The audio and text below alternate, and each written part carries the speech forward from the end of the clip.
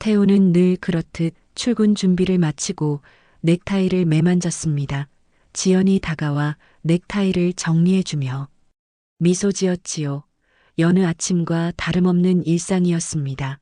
대기업 기획팀 과장인 태우는 오늘도 바쁜 하루를 앞두고 있었죠. 아내 지연과의 6해 결혼 생활은 안정적이고 평온했습니다. 35 나이에 회사에서는 책임감 강한 선배로, 집에서는 헌신적인 남편으로 자신의 역할에 충실했어요. 출근길 태우는 회사 후배 도윤의 전화를 받았습니다. 입사 초부터 태우를 롤모델로 삼아온 도윤은 오늘도 열정 넘치는 목소리로 인사했습니다. 태우에게 도윤은 의지할 수 있는 든든한 후배였고 때로는 동생 같은 존재였죠. 30살의 도윤은 태우가 지나온 길을 비슷하게 따라오며 성장하고 있었습니다. 사무실에 도착한 태우는 자리에 앉아 오늘의 업무를 정리했어요. 옆자리의 도윤은 언제나처럼 밝게 웃으며 커피를 건네주었습니다. 그런데 도윤의 손에 들린 텀블러가 어딘가 익숙했지요. 하지만 태우는 그저 흔한 디자인이려니 생각했습니다. 저녁 무렵 지연에게서 온 문자를 확인했어요. 오늘도 친구와의 약속으로 늦는다는 내용이었습니다. 요즘 지연은 부쩍 외출이 잦아졌고 핸드폰을 손에서 놓지 않는 모습이 자주 보였죠. 태우는 잠시 의아함을 느꼈지만 이내 바쁜 업무로 그 생각을 잊었습니다. 집에 돌아온 태우는 소파에 앉아 텔레비전을 보며 지연을 기다렸어요. 12시가 넘어서야 현관문이 열렸고 지연은 피곤한 표정으로 들어왔습니다. 태우가 걱정스레 늦은 이유를 물었지만 지연은 그저 친구와 오랜만에 만나 시간 가는 줄 몰랐다며 웃어 넘겼지요. 새벽 1시 태우는 잠든 지연의 모습을 바라보았습니다. 요즘 들어 자신과 지연 사이에 뭔가 달라진 느낌이 들었지만 구체적으로 무엇인지 짚어낼 수 없었어요. 그저 바쁜 일상 탓이려니 생각하며 태우도 눈을 감았습니다. 하지만 마음 한켠에는 며칠 후 팀 회식 자리였습니다. 도윤은 태우의 맞은편에 앉아 자주 핸드폰을 확인하며 미소 짓고 있었지요.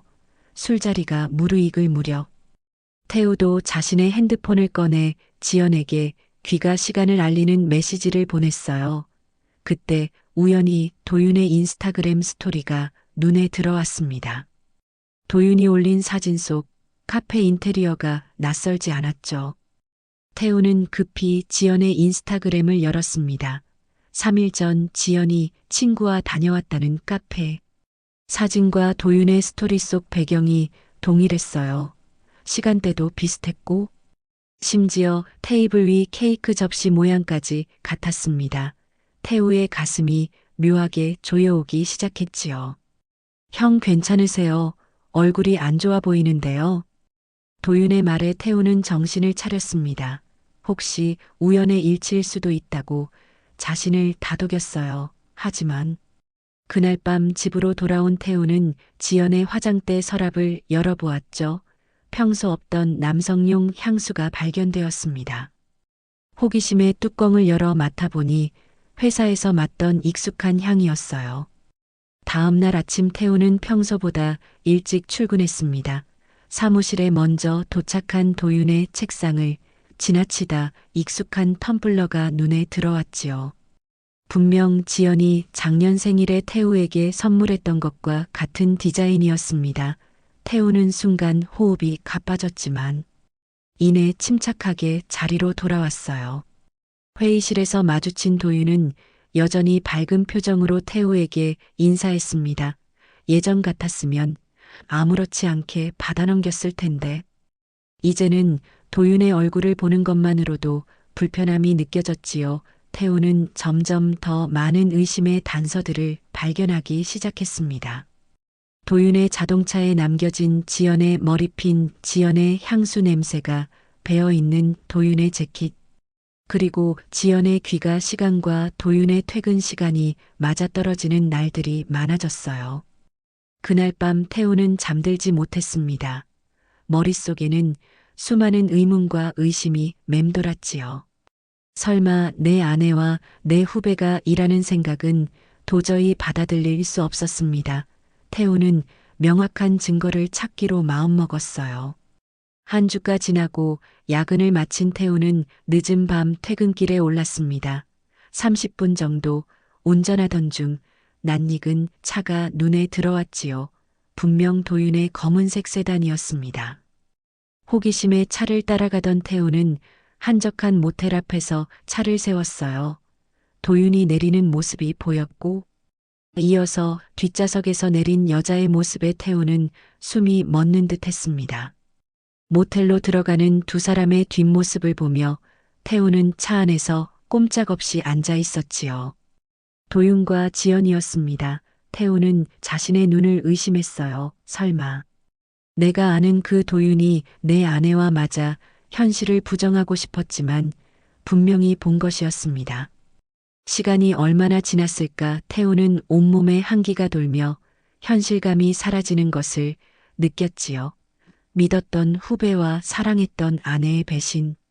모든 것이 무너져 내리는 기분이었습니다. 그는 아무 생각 없이 핸드폰을 꺼내 지연에게 전화를 걸었어요. 신호음이 이어졌지만 받지 않았습니다. 물론이지 그럴 수밖에 없었죠. 태우는 마음을 가다듬고 집으로 향했습니다. 집에 도착했을 때는 이미 자정이 넘은 시간이었어요. 텅 빈 집안에 들어서자 평소와 다른 적막함이 느껴졌지요. 태우는 소파에 앉아 지연의 노트북을 열었습니다. 비밀번호는 두 사람의 결혼기념일이었어요. 지연은 항상 핸드폰과 노트북을 클라우드로 동기화해 두었지요. 태우의 손가락이 떨리며 메시지 앱을 열었습니다. 도윤이라는 이름은 없었지만 이니셜 D로 저장된 대화방에서 모든 진실을 확인했어요.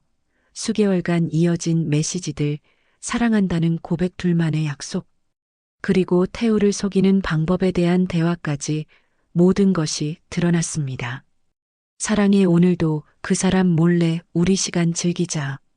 메시지를 읽는 태우의 눈에서 뜨거운 것이 흘러내렸지요. 프로필 사진을 클릭하자 도윤과 지연이 함께 찍은 사진이 나타났습니다. 그들은 행복해 보였어요.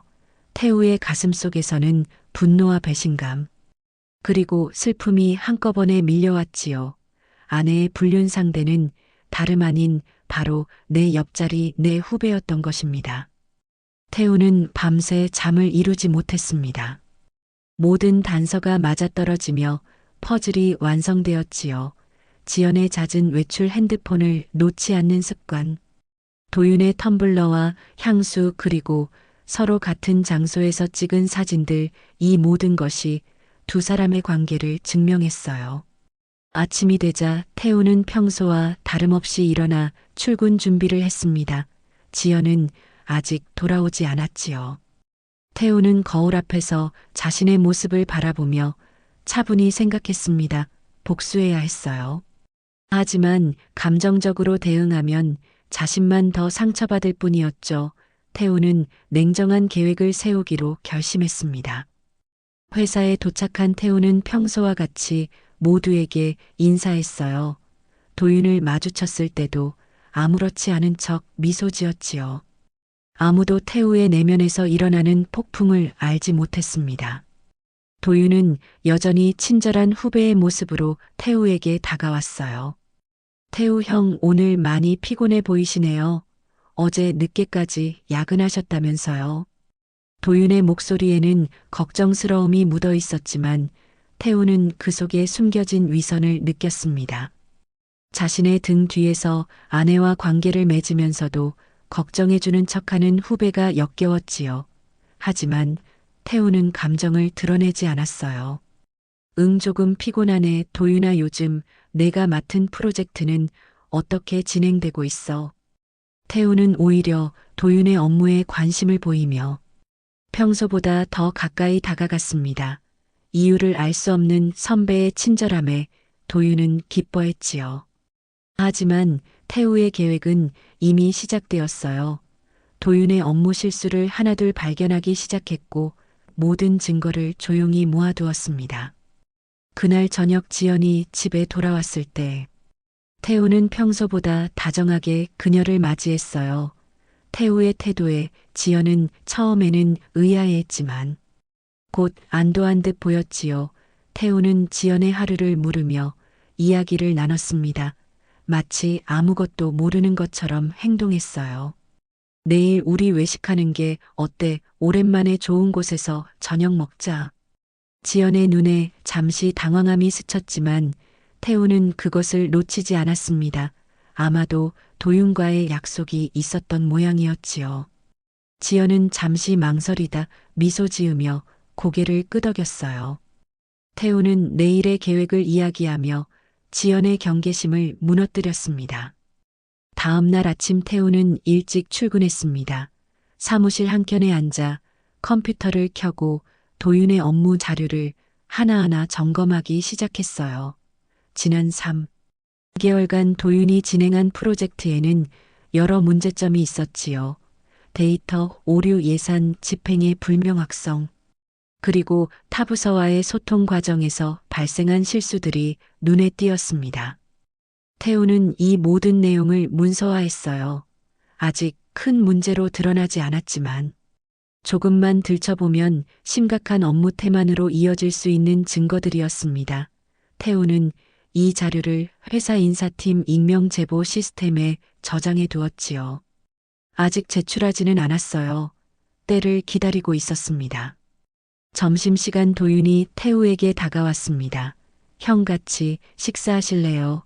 도윤의 제안에 태우는 미소 지으며 고개를 끄덕였지요. 두 사람은 회사 근처 식당으로 향했어요. 식사하는 동안 태우는 도윤에게 회사 내부 정보와 경영진의 최근 동향에 대해 알려주었습니다. 도윤아, 사실 최근에 우리 팀에 대한 평가가 그리 좋지 않아. 특히 내가 진행하는 프로젝트에 대해 위에서 의문을 제기하는 것 같더라고. 태우의 말에 도윤의 표정이 굳어졌습니다. 거짓말이었지만 도윤은 그 말을 곧이곧대로 믿었지요. 태우는 도윤의 불안한 모습을 보며 내심 만족했어요. 이것은 시작에 불과했습니다. 회사로 돌아온 태우는 지연에게 전화를 걸었어요. 오늘 저녁 약속을 확인하는 척하며 대화를 이어갔습니다. 그리고 중요한 한마디를 덧붙였지요. 오늘 도윤이 회사에서 좀 힘들어하더라. 관리자들이 그 친구 일에 문제가 많다고 평가한 모양이야. 지연의 목소리에서 긴장감이 느껴졌어요. 저녁 외식 자리에서 태우는 평소와 다름없이 다정했습니다. 지연은 조금 어색해하면서도 태우의 태도에 안심한 듯 했지요. 식사를 마치고 태우는 지연에게 선물 상자를 건넸어요. 열어보니 지연이 평소 갖고 싶어 하던 목걸이였습니다. 지연의 눈에 죄책감이 스쳐 지나가는 것을 태우는 놓치지 않았어요. 다음 날 태우는 인사팀에 도윤의 업무 실수에 관한 익명 제보를 정식으로 제출했습니다. 그리고 같은 내용을 일부 변형의 경영진에게도 전달했지요. 조용하지만 확실한 응징이 시작되었어요. 도윤에게는 여전히 친절한 선배로 대했고 지연에게는 더욱 다정한 남편이 되었습니다. 아무도 태우의 계획을 알아차리지 못했지요. 일주일이 지났습니다. 인사팀의 조사가 시작되었고 도윤은 여러 차례 소명 자료를 제출해야 했지요. 태우는 옆에서 도윤을 돕는 척하면서 오히려 더 깊은 함정으로 빠뜨렸어요. 도윤은 점점 초조해지기 시작했습니다. 형, 저 요즘 회사에서 뭔가 이상한 일이 벌어지는 것 같아요. 제가 했던 일들이 모두 문제가 되고 있어요. 도윤의 목소리에는 불안감이 가득했습니다. 태우는 동정적인 표정으로 도윤의 이야기를 들어주었지요. 걱정 마. 내가 도와줄게. 태우의 말에 도윤은 안도의 한숨을 내쉬었어요. 하지만 태우는 이미 도윤의 다른 업무 실수들을 추가로 제보한 상태였습니다. 동시에 태우는 지연에게 도윤의 상황을 계속해서 전했어요. 그 친구 요즘 회사에서 위험한 상황이야. 부정거래 의혹까지 있다더라. 지연의 얼굴이 하얗게 변했습니다. 바로 도윤에게 연락하려는 듯 핸드폰을 만지작거렸지만 태우 앞에서는 그럴 수 없었지요. 태우는 지연의 핸드폰을 몰래 확인해 도윤과의 대화를 지속적으로 모니터링했습니다. 두 사람은 점점 더 불안해하고 있었어요. 특히 도윤은 회사에서의 상황이 나아지지 않자 초조함을 감추지 못했지요. 어느새 두 사람의 대화는 사랑의 표현보다 서로를 걱정하는 내용이 많아졌습니다. 어느 날 태우는 도윤의 책상에 익명의 쪽지를 남겼어요. 넌 이제 끝이야. 내가 누군지 안녕하니. 도윤은 쪽지를 읽자마자 창백해졌습니다. 주변을 둘러보며 누가 자신을 지켜보고 있는지 의심스러운 눈빛으로 살폈지요. 하지만 태우는 평소와 같이 일하는 척했어요. 도윤은 점심시간에 태우에게 조심스럽게 접근했습니다. 형 혹시 회사에서 저에 대해 안 좋은 소문 같은 거 들으셨어요? 태우는 고개를 갸우뚱하며 잠시 생각하는 척했지요. 글쎄, 특별히 그런 건 없었는데. 왜 무슨 일 있어? 도윤은 아무것도 아니라며 대화를 마무리했지만 그의 불안한 시선은 계속되었어요. 한편 지연은 집에서도 예전과 달리 핸드폰을 자주 확인하며 불안해하는 모습을 보였습니다. 태우는 그런 지연을 보며 내심 만족했지요. 지연에게는 더욱 다정하게 대했고 심지어 주말 여행 계획까지 세웠어요.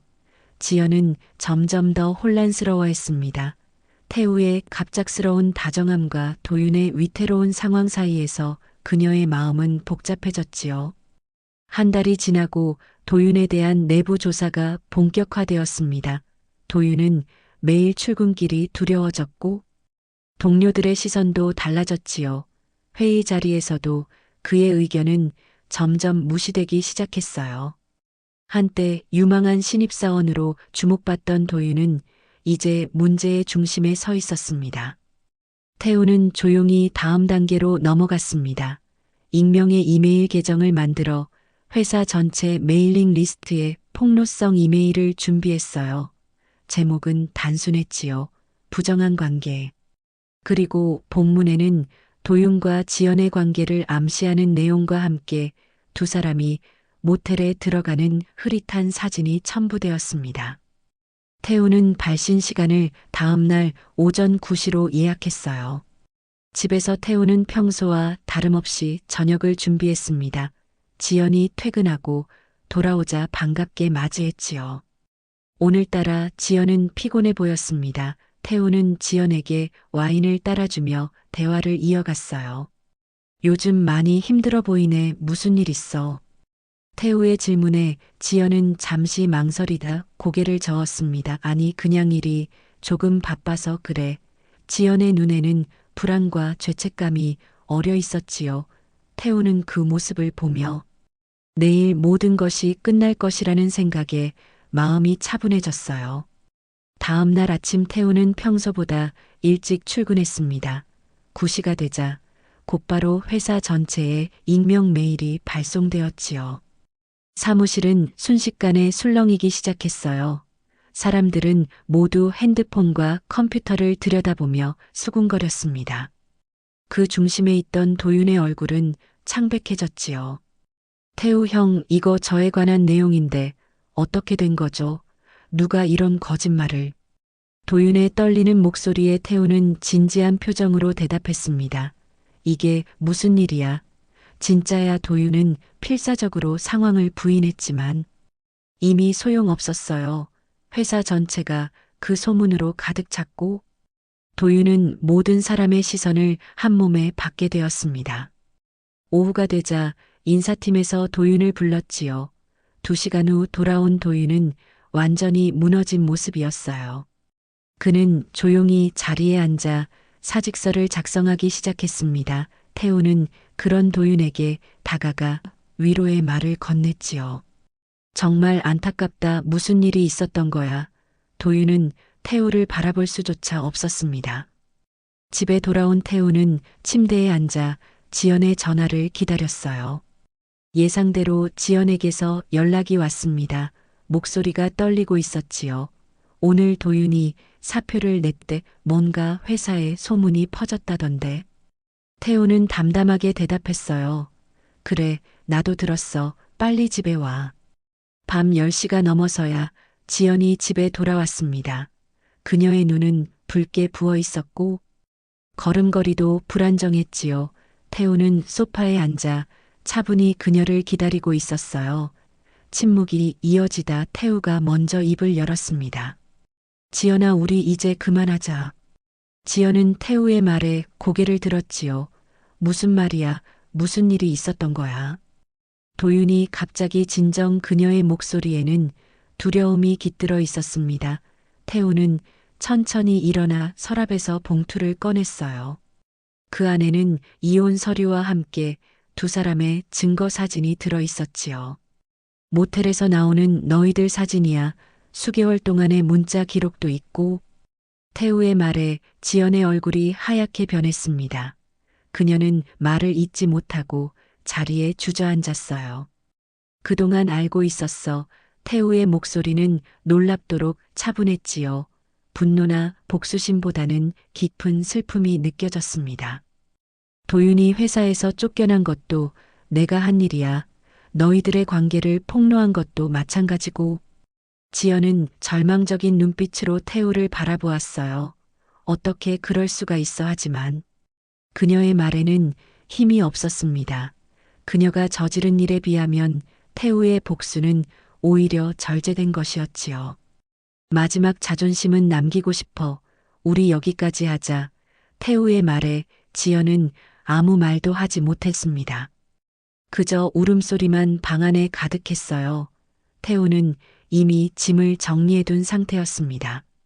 필요한 것만 가방에 넣고 집을 나설 준비를 마쳤지요. 태우는 결혼 사진이 걸려있는 벽을 바라보았습니다. 행복했던 시간들이 주마등처럼 스쳐 지나갔어요. 하지만 이제 그 행복은 돌아올 수 없었지요. 태우는 마지막으로 지연을 바라보았습니다. 한때는 세상의 전부였던 사람이 이제는 낯선 존재가 되어 있었어요. 태우가 현관문을 열자 차가운 바람이 불어왔습니다. 그는 돌아보지 않고 밖으로 나섰지요. 도윤은 이미 연락이 두절된 상태였고 지연은 무너진 채 남겨졌어요. 태우는 택시를 타고 미리 예약해둔 원룸으로 향했습니다. 새로운 시작이었지요. 며칠 후 태우는 사표를 제출했습니다. 다른 회사에서 이미 자리가 준비되어 있었어요. 도윤과 지연의 소식은 더 이상 들리지 않았지요. 태우는 상처를 안고 새 출발했습니다. 복수는 끝났지만 그 빈자리는 쉽게 채워지지 않았어요. 그래도 태우는 앞으로 나아갈 수 있었습니다. 가장 가까운 사람들에게 받은 배신의 아픔을 딛고 자신의 삶을 되찾아가는 여정이 시작되었지요.